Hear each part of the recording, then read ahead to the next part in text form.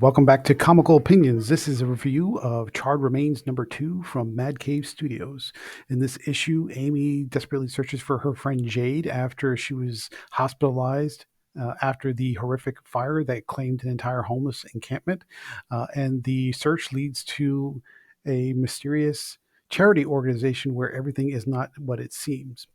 But before we get started, please like, share, comment, subscribe. Let us know how we're doing. Your attention would be greatly appreciated. So before we get into it, let's talk about the credits for Charred Remains #2. Stories written by Anthony Cleveland. Art, which includes pencils, inks, and colors, is by Andrea Muti. And the letters are by Taylor Esposito. And the cover is by Man House. So if you remember where we left off last time, Amy, still scarred from a traumatic experience of a fire claiming her home and her family when she was a little girl, keeps seeing a mysterious man within the flames, either some kind of demonic force or something that either is starting the fire, and she's now obsessed with hunting down what she calls as the fireman.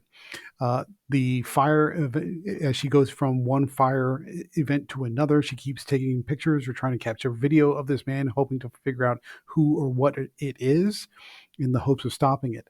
And at the end of the last issue, the fireman had appeared within the homeless encampment where Amy has been living and with her friend Jade, and the fire basically killed everybody in the encampment, but Amy was able to save Jade at the last minute with some injuries.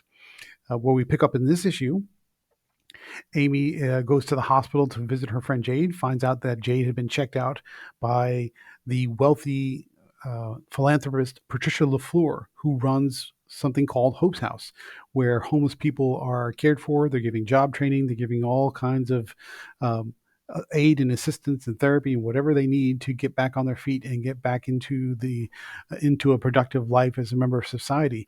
But it seems a little bit too good to be true.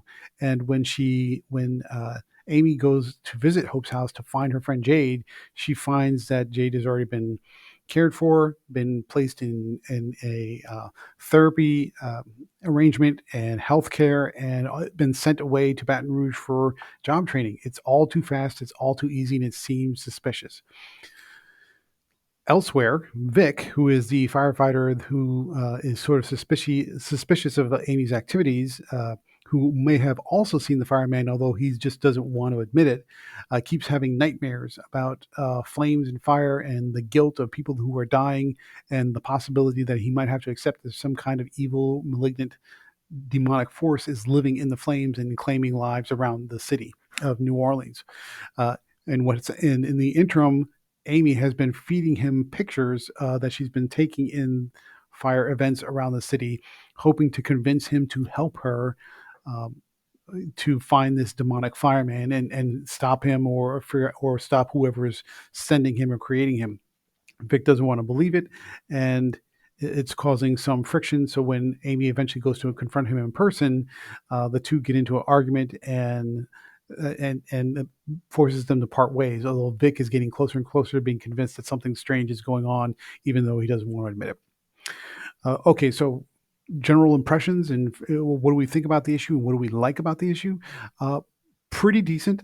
It takes a lot to get going, as far as a lot of time is spent understanding who Patricia LaFleur is, what is Hope's House, and Amy in her investigation of trying to find her friend Jade, who has now sort of been swept up by this philanthropic organization that seems a little bit too good to be true.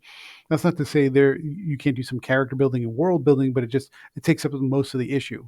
And in the second half, or the second thread or subplot of that issue, Vic is spending a lot of time trying to grapple with his feelings of guilt about people dying in fires when he couldn't save them, some of the nightmares he's been having that seem to suggest that maybe he has seen the fireman and his subconscious is refusing to let him put it aside or ignore it. And when that's all well and good, but you really don't feel like you got any closer to learning where he's headed, and so that creates a little bit of mystery, and that creates some dramatic conflict between Vic and Amy, as they seem to be both circling around the same goal. They're just going about it different ways. So the drama seems a little bit complex. Their relationship, which they really don't have, but just their goals are crossing paths, as creating that friction between them. And so you get some interesting drama there, some interesting world building going on, and some interesting character developments happening. So we like a lot of that's happening there. On the flip side, the stuff that we don't like is you really just go nowhere with the plot as far as figuring out who or what the fireman is, what he's after, and except for maybe a brief panel at the end, which might be imagination, maybe not, he doesn't even show up at all in this issue. So Cleveland is sort of taking a meandering path to get to where he's going. The idea is interesting. We like the concept of what we're trying to do here, but Cleveland sort of pulls back a little bit on the momentum, and the fireman who doesn't, who barely even shows up in this issue, is sort of put on the back burner. So you have a lot of people arguing about the idea of whether or not the fireman is real, and arguing about whether or not there's some kind of mystery that needs to be uncovered. And a lot of time is spent with Amy sort of digging a little bit into Hope's house to figure out why does this seem a little bit too good to be true, and why is that suspicious. But when you pull back from that's all there is to it. So it's a lot of character building, a lot of world building, but on the main mystery of this demonic force that lives in the flames, you get almost nothing in this issue. So you take the good stuff of the world building sort of is offset by not much happening with the plot or whatever, or figuring out whatever is going on with this fireman. So a quick word about the art. What do we think about Andrea Mutti's art? If we know Andrea Mutti from A Legacy of Violence, which is the other horror series from Mad Cave, and that one's written by Cullen Bunn. So it's got a very sort of wide-eyed, focused, but water paintery color style. So you get a lot of the atmosphere, a lot of the fear-based emotion comes through pretty strong, and it hits you pretty hard.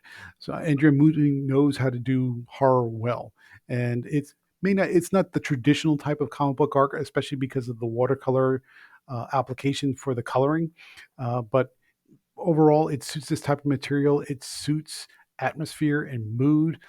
Muti excels at mood, so that really comes across pretty strong. So we like the art. I just wish there was more of it that was interesting, other than people talking and trying to figure out what's going on. So, having said that, final thoughts. What do we think about Charred Remains #2? It's an okay issue, not as strong as the first one. It's okay. A lot of world building and character building, but not much on the plot development, which is a bit of a bummer. So therefore, we're going to give Charred Remains #2 from Mad Cave Studios a 6.5 out of 10. So hope you enjoyed this review. Before you leave, please like, share, comment, subscribe to Comical Opinions. Don't forget to hit that bell for notifications, and we will talk to you soon.